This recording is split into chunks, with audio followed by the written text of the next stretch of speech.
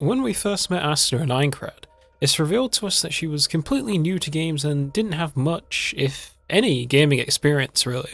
But at the time, Sword Art Online was a groundbreaking pioneering game. And not only was the nerve gear itself new tech and in short supply, but Sword Art Online was the first real game to take full advantage of the full dive experience to be released on it.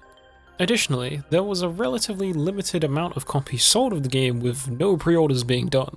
So the only people who got it were people who had some sort of connections, like they were friends with the game's developer for example, or perhaps they were hardcores who spent an absurd amount of time waiting outside their local stores in order to be one of the first in line to obtain a copy, or one of the lucky small groups of players who had the privilege of playing the beta, as a copy of the game was automatically pre-ordered for you if you had played in the beta. So how did Asuna, who is a complete casual with no prior game experience, manage to obtain not only a nerve gear, but also a copy of Sword Art Online? Well, the answer is actually fairly simple. She was extremely fortunate, or unfortunate depending on how you look at it. As I mentioned in my previous videos, pretty much everybody in even Asuna's extended family was really successful in their own respective fields. Her father in particular was the CEO of a big technology company called Rect Progress. Her brother ended up working for Rect Progress after graduating from university.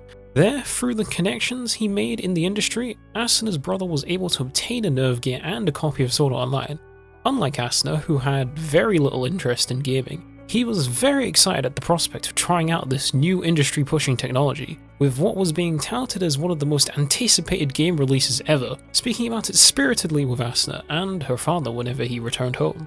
Due to receiving these passionate talks about the nerve gear and Sword Art Online from her brother, Asuna gained a minor interest in the concept of being able to explore a whole new world, but it was not a big enough interest for her to request from her brother if she could try it out, so that was the end of it. Or so she thought at least. In what was some pretty tragic timing, her brother had to go overseas on a business meeting during the launch day of the game. So since he wasn't going to be here to plan the launch day of the game that he had been so passionately talking to Asuna about all this time, on a whim, she decided, fuck it, why not? And ended up requesting to borrow the nerve gear and the game from her brother for one day to try out exploring this new world, since he wasn't going to be here anyway.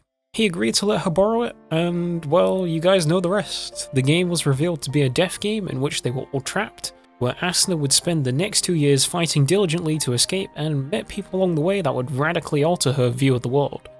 All because of a whim she got due to her brother and her circumstances at the time. Thank you for watching this third video of mine during Asuna month. I was very surprised at the time of reading Aincrad just how close Asuna was to not being trapped in the death game. She was really unlucky, or lucky depending on how you look at it. It really makes me wonder just what would have maybe occurred had she not had that whim to go and try out the game. As she had a big impact on Kirito's life too. I'm sure a few things would change at least, but as to how significant those changes are, well, maybe that's a topic I'll explore in a future video. In the meantime, comment down below what you guys think of what would have maybe happened had Asuna not entered Sword Art Online, and what things would have maybe changed as a result of that. And also, please don't forget to like the video and subscribe so you don't miss any more content from Asuna month. I'll see you guys in the next one. Bye bye.